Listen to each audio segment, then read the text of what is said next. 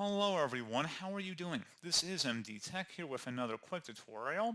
In today's tutorial, I'm going to show you guys how to go about changing the phone number associated with your Facebook profile on the Facebook app for iOS and Android devices.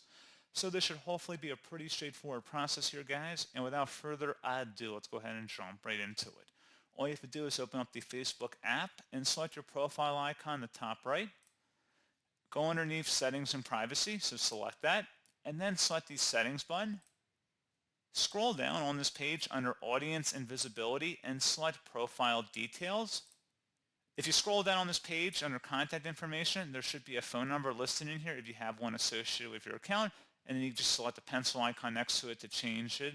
So pretty straightforward process on that.